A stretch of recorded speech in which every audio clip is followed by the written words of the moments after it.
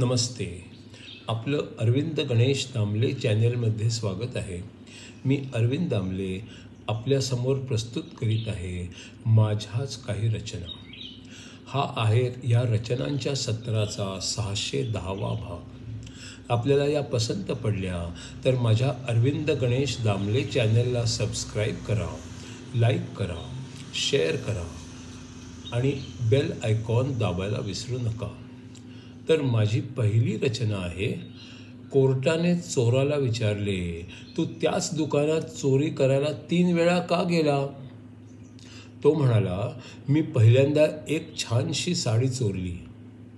त्या डिझाईनमध्ये तो रंग बायकोला पसंत नाही पडला.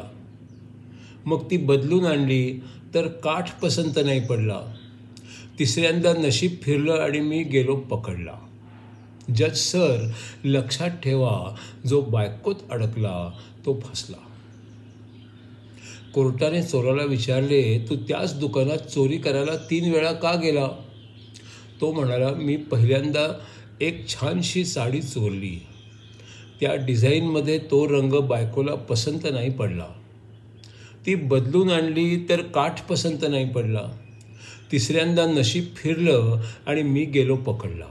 जज सर, लक्षात ठेवा, जो बायकोत अडकला तो फसला. दुसरी रचना आहे, माणसाची बुद्धी वापरून वापरून झिजते आणि संपते हे खोटे आहे.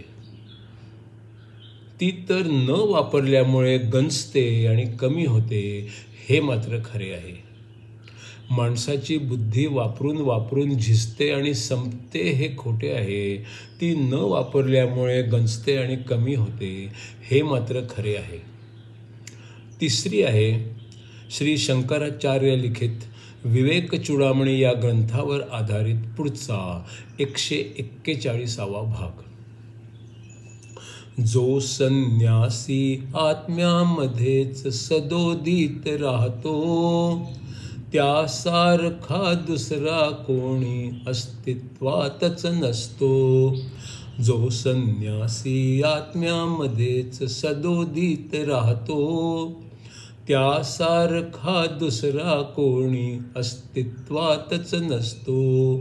प्रारब्ध असते हे त्याच्यासाठी अर्थहीन असते, कारण ते त्याच्यासाठी कधी नव्हते अन नसते. प्रारब्ध असते हे त्याच्यासाठी अर्थहीन असते, कारण ते त्याच्यासाठी कधी नव्हते आणि नसते.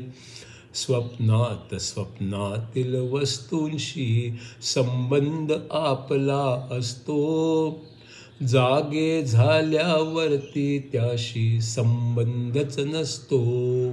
स्वप्नात स्वप्नातील वस्तूंशी संबंध आपला असतो, जागे झाल्यावरती त्याशी संबंधच नसतो. अज्ञानात जगातील वस्तूंशी संबंध आपला येतो, ज्ञानामध्ये कळते सारा भास आपला असतो. अज्ञानात जगातील वस्तूंशी संबंध आपला येतो, ज्ञानामध्ये कळते सारा भास आपला असतो. स्वप्नातील मीचा संबंध स्वप्नामध्येच राहतो, जागे झालो तर त्याच्याशी संबंध आपला नसतो. स्वप्नातील मीचा संबंध स्वप्नामध्येच राहतो, जागे झालो तर त्याच्याशी संबंध आपला नसतो. जागेपणी स्वप्नात राहणे कोणा पसंत नसते, स्वप्नात असणे पसंत असले तर ते जागेपण नसते. जागेपणी स्वप्नात राहणे कोणा पसंत नसते, स्वप्नात असणे पसंत असले तर ते जागेपण नसते. मीच आत्मा मीच ब्रह्म तो ठासून म्हणत असतो, जीवनातल्या घटनांना तो महत्त्व देत नसतो. मीच आत्मा मीच ब्रह्म तो ठासून म्हणत असतो. जीवनातल्या घटनांना तो महत्त्व देत नसतो. कधी कधी स्वप्न देखील स्मरणामध्ये असते, तरी त्याकडे आपल्याला दुर्लक्ष करता येते. कधी कधी स्वप्न देखील स्मरणामध्ये असते, तरी त्याकडे आपल्याला दुर्लक्ष करता येते.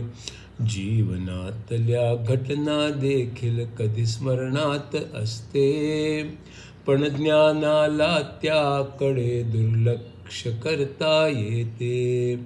जीवनातल्या घटना देखील कधी स्मरणात असते, पण ज्ञानाला त्याकडे दुर्लक्ष करता येते.